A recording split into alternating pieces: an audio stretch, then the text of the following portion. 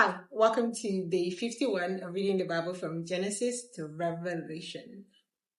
We have made so much progress, and if you have been joining us, I want to let you know that you really are on track to finish the Bible in less than a year. All right, so today we are continuing from 2 Samuel chapter 19, and we will continue from verse 14, which was where we stopped yesterday. Now that we know what we're here for, let us begin. Father, in the name of Jesus, we thank you because your word is spirit and it is life. We thank you because your word changes us every time that we read. Amen. Amen. Verse 14. He won over the hearts of the men of Judah so that they were all of one mind. They sent word to the king, "Return, you and all your men." Then the king returned and went as far as the Jordan. Now the men of Judah had come to Gilgal to go out and meet the king and bring him across the Jordan. Shimei, son of Gera, the Benjamite from Bahurim, hurried down with the men of Judah to meet King David. With him were 1,000 Benjamites, along with Ziba, the steward of Saul's household, and his 15 sons and 20 servants. They rushed to the Jordan where the king was. They crossed at the ford to take the king's household over and to do whatever he wished.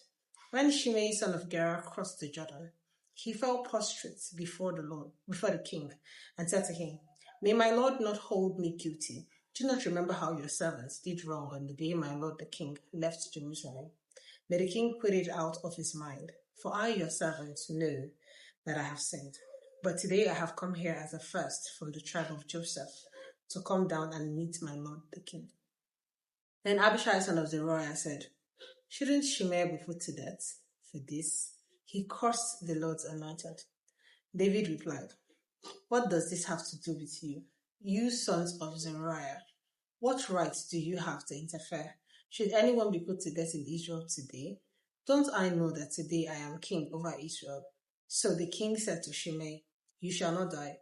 And the king promised him an oath. How do I feel like he's gonna die?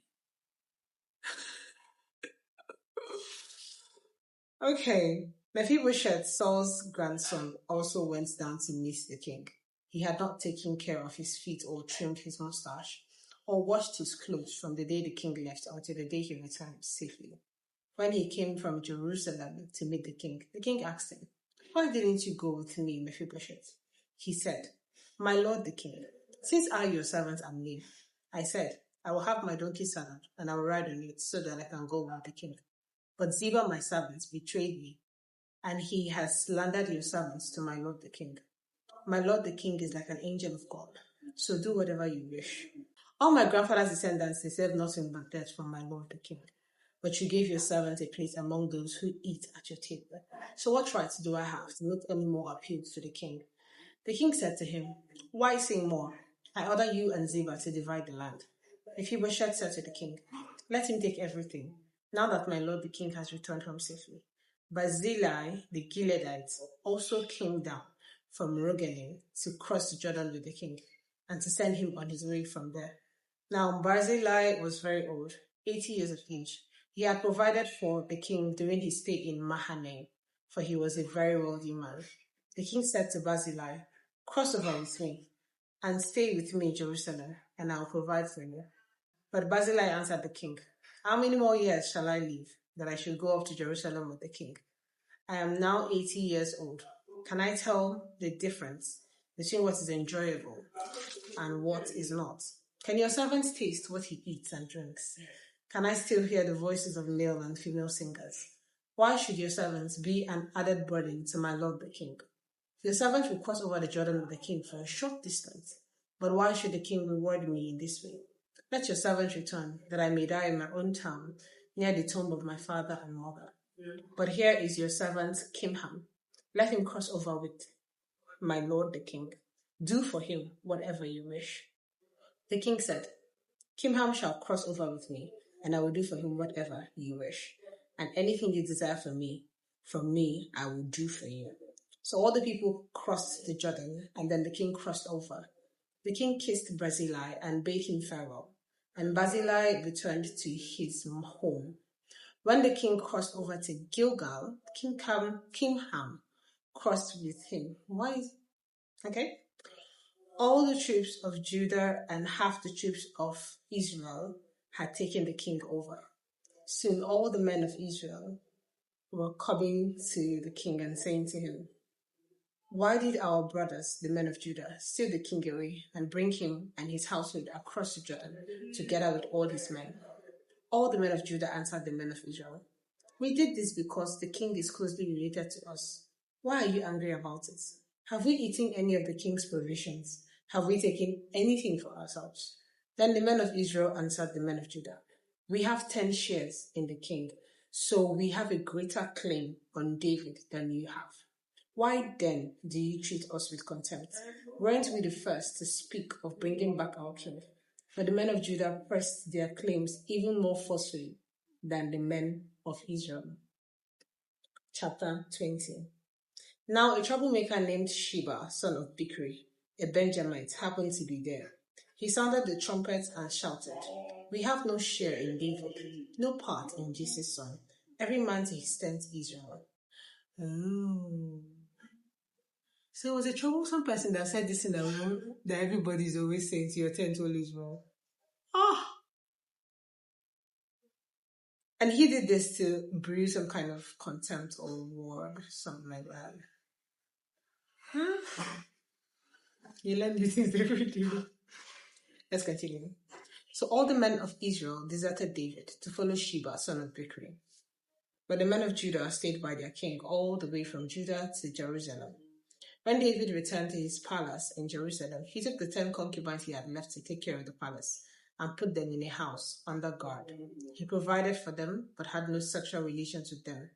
They were kept in confinement to the day of their heads, living as widows. Ouch. Oh yeah, it's true. That's what Absalom did.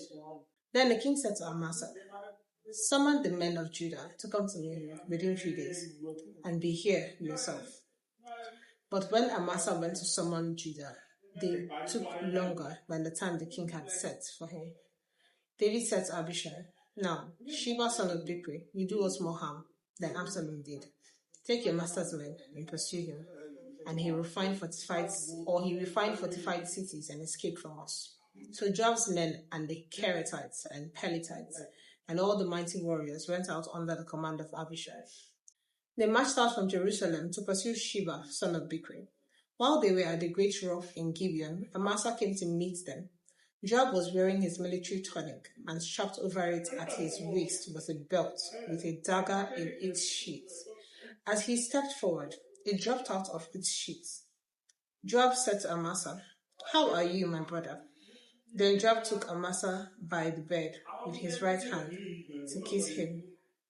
Amasa was not on his guard against the dagger in Joab's hand, and Joab plunged it into his belly, and his intestines spilled out on the ground. Without being stabbed again, Amasa died. Then Joab and his brother Abishai pursued Sheba, son of Bichri. One of Joab's men stood beside Amasa and said, "Whoever favors Joab and whoever is for David, let him follow Joab." Amasa lay wallowing in his blood in the middle of the road, and the man saw that all the troops came to a halt there. When he realized that everyone who came up to Amasa stopped, he dragged him from the road into a field and threw a garment over him. After Amasa had been removed from the road, everyone went on with Joab to pursue Sheba, son of Bichri. Sheba passed through all the tribes of Israel to Abel Beth Maacah, and to the entire region of the Bichrites, who gathered together and followed him. All the troops with Joab came and besieged Sheba in Abel Beth Maacah. They built a siege ramp up to the city, and it stood against the outer fortifications. While they were battering the wall to bring it down, a wise woman called from the city, Listen. Tell Joab to come here, so that I can speak to him." He went towards her, and she asked, "Are you Joab?" "I am," he answered. She said, "Listen to what your servant has to say." "I'm listening," he said. She continued, "Long ago, they used to say, 'Get your answer at Abel,' and that settled it. We are the peaceful and faithful in Israel. You are trying to destroy a city that is a mother in Israel. Why do you want to swallow up the Lord's inheritance? Far be it from me, Joab replied. Far be it from me to swallow up or destroy. That is not the case. A man named Sheba son of Bikri, from the hill country of Ephraim, has lifted up his hand against the king, against David. Hand over this one man, and I will withdraw from the city. The woman said to Joab, his head will be thrown to you from the wall. Then the woman went to all the people with her wise advice, and they cut off the head of Sheba son of Bikri and threw it to Joab. So he sounded the trumpet, and his men dispersed from the city, each returning to his home. And Joab went back to the king in Jerusalem. Joab was over Israel's entire army. Benaiah son of Jehoiada was over the Kerethites and Pelethites. Adoniram was in charge of first leader. Jehoshaphat son of Ahilud was recorder. Shiva was secretary. Zadok and Abiathar were priests, and Ira the Jairite was David's priest. Chapter 21. During the reign of David, there was a famine for 3 successive years. So David sought the face of the Lord. The Lord said, it is on account of Saul and his blood-stained house. It is because he put the Gibeonites to death. The king summoned the Gibeonites and spoke to them.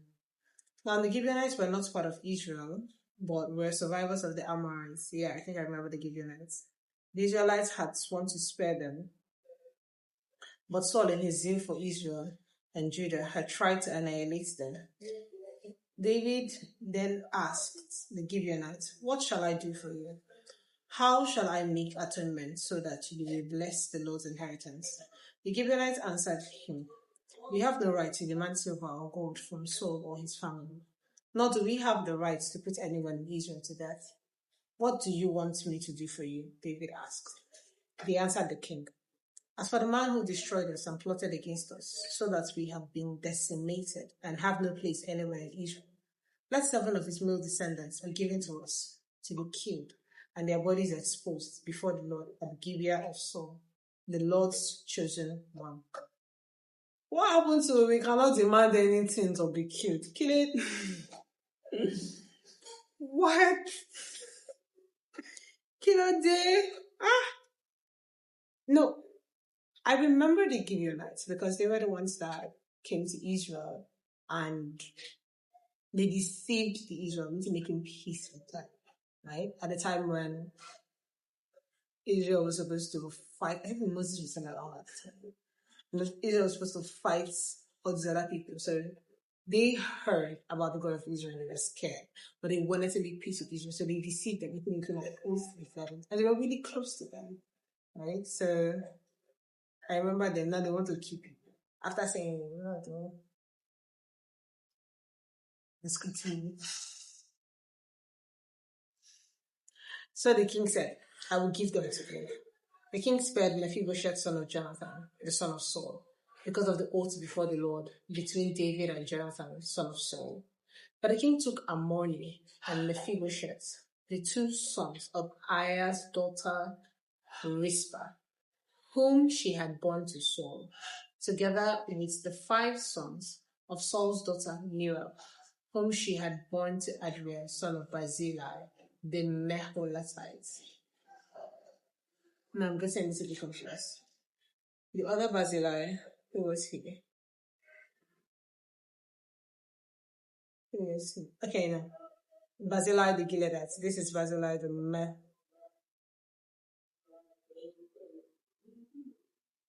Meholathite. Hello, Bible reader. We've read for a while and we'll have to take a break. Please feel free to get a stretch, drink water, catch your breath, and we will continue immediately. You can also decide to pause at this point and then play when you are ready to continue. Now let's start the second half. He handed them over to the Gibeonites, who killed them and exposed their bodies on a hill before the Lord. All 7 of them fell together. They were put to death during the first day of harvest, just as the barley harvest was beginning. Rizpah's daughter of Aiah, took sackcloth and spread it out for herself on from the beginning of the harvest till the rain poured down from the heavens on the bodies. She did not let the birds touch them by day or the wild animals by night. When David was told what Aiah's daughter Rizpah, Saul's concubine, had done, he went and took the bones of Saul and his son Jonathan from the citizens of Jabesh Gilead. They had stolen their bodies from the public square at Bethshan, where the Philistines had hung them after they struck Saul down on Gilboa. David brought the bones of Saul and his son Jonathan from there, and the bones of those who had been killed and exposed were gathered up. They buried the bones of Saul and his son Jonathan in the tomb of Saul's father, Kish, at Zillah in Benjamin. And he did everything the king commanded. After that, God answered prayer on behalf of the land. Once again, there was a battle between the Philistines and Israel. David went down with his men to fight against the Philistines, and he became exhausted. And Ishbi-Benob, one of the descendants of Rapha, whose bronze spearhead weighed 300 shekels, and who was armed with a new sword, said he would kill David. But Abishai, son of Zeruiah, came to David's rescue. He struck the Philistine down and killed him. Then David's men spoke to him, saying, Never again will you go out with us to battle, so that the lamp of Israel will not be extinguished. In the course of time, there was another battle with the Philistines at Gob. At that time, Sibekai the Hushathite killed Sab, one of the descendants of Rapha. In another battle with the Philistines at Gob, Elhanan, son of Jair the Bethlehemite, killed the brother of Goliath the Gittite, who had a spear with a shaft like a river's rod. In still another battle, which took place at Gath, there was a huge man with 6 fingers on each hand and 6 toes on each foot, 24 in all. He also was descended from Rapha. When he taunted Israel, Jonathan, son of Shimea, David's brother, killed him. These 4 were descendants of Rapha and Gath, and they fell in the hands of David and his men. Chapter 22. David said to the Lord the words of this song, when the Lord delivered him from the hand of all his enemies and from the hand of Saul. He said, The Lord is my rock, my fortress and my deliverer. My God is my rock, in whom I take refuge, my shield and the horn of my salvation. He is my stronghold, my refuge and my saving. From violent people you save me. I call to the Lord who is worthy of praise, and have been saved from my enemy. The waves of death swirled about me, the torrents of destruction overwhelmed me. The cords of the grave called around me, the snares of death confronted me. In my distress I called to the Lord. I called out to my God. From his temple he heard my voice. My cry came to his ears. The earth trembled and quaked, the foundations of the heavens shook. They trembled because he was angry. Smoke rose from his nostrils. Consuming fire came from his mouth. Burning coals blazed out of it. He parted the heavens and came down. Dark clouds were under his feet.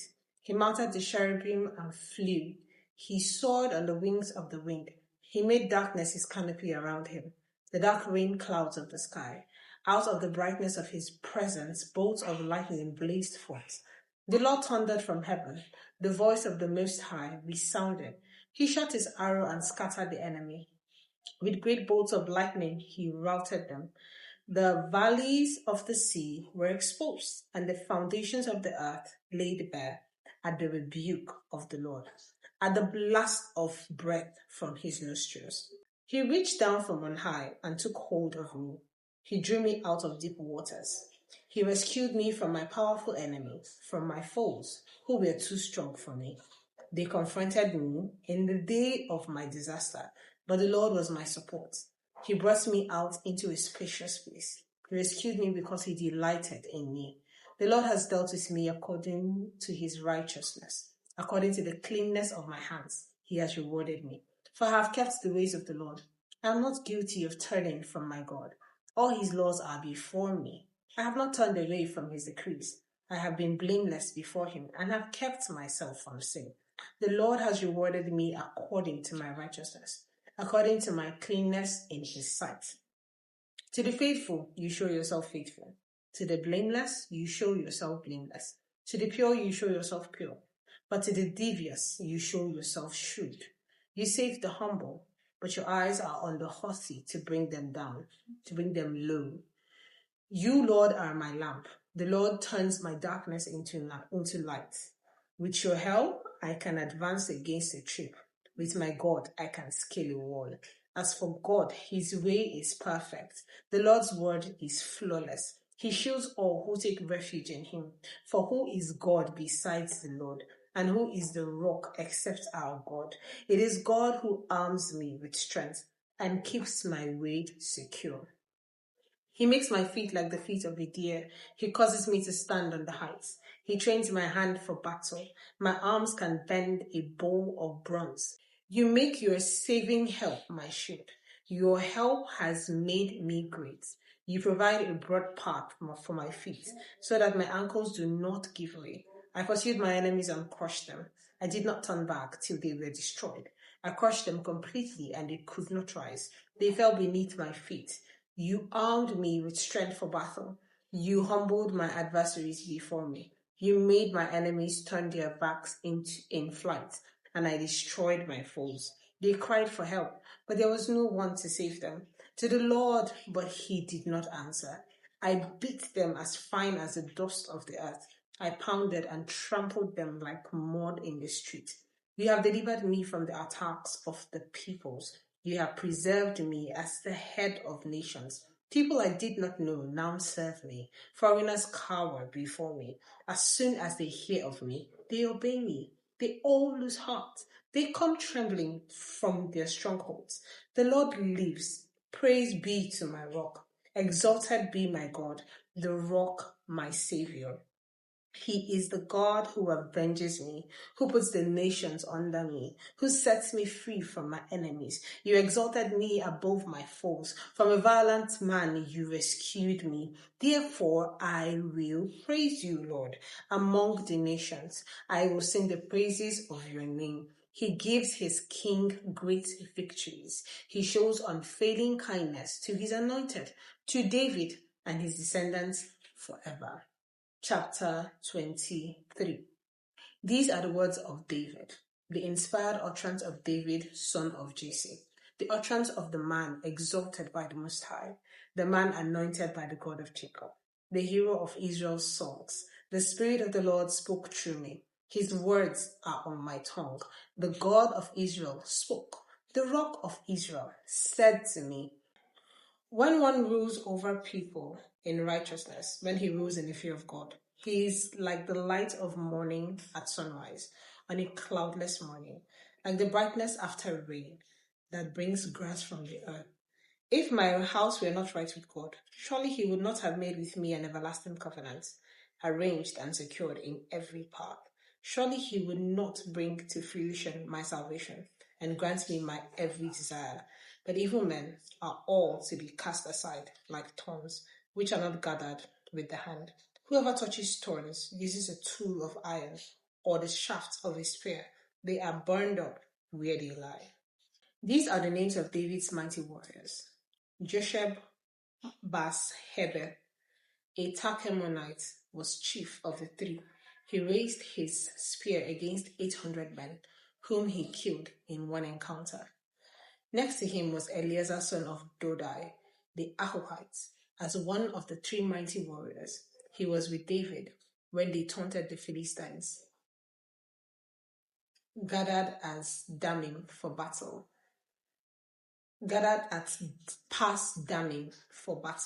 Then the Israelites retreated. But Eleazar stood his ground and struck down the Philistines till his hands grew tired and froze to the sword. The Lord brought about a great victory that day. The troops returned to Eleazar, but only to strip the dead. Next to him was Shammah, son of Agi, the Hararite. When the Philistines banded together at a place where there was a field full of lentils, Israel's troops fled from them. But Shammah took his stand in the middle of the field. He defended it and struck the Philistines down, and the Lord brought about a great victory. During harvest time, 3 of the 30 chief warriors came down to David at the cave of Adullam, while a band of Philistines was encamped in the valley of Rephaim. At that time, David was in a stronghold, and the Philistine garrison was at Bethlehem. David longed for water and said, "Oh, that someone would get me a drink of water from the well near the gate of Bethlehem." So the three mighty warriors broke through the Philistine lines, drew water from the well near the gate of Bethlehem, and carried it back to David. But he refused to drink it. Instead, he poured it out before the Lord. "Far be it from me, Lord, to do this," he said. Is it not the blood of men who went at the risk of their lives?" And David would not drink it. Such were the exploits of three mighty warriors. What?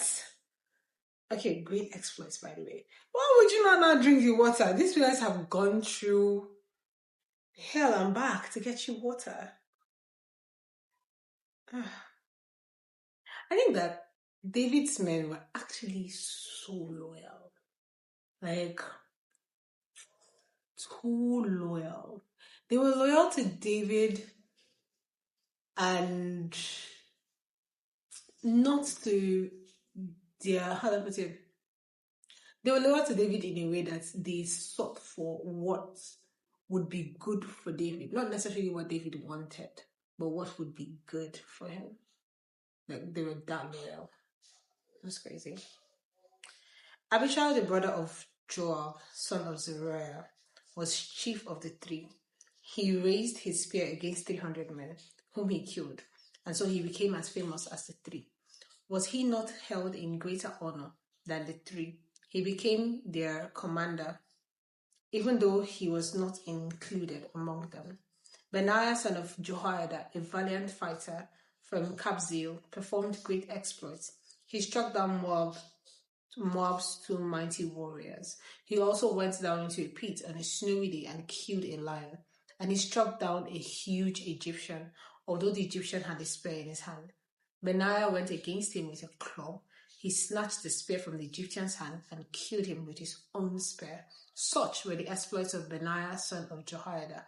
He was as famous as the three mighty warriors. That is a lot. Okay, that's a lot of exploits. He was held in great honor than any of the 30, but he was not included among the two. And David put him in charge of his bodyguard. Makes sense. We are going to have to stop here for today. Thank you so much for reading with us. You have made so much progress. Today's reading was a little bit of everything, but yeah. See you tomorrow. Please do not forget to like this video, subscribe to our channel, and share this video so that many more people can join you and read in the Bible from Genesis to Revelation.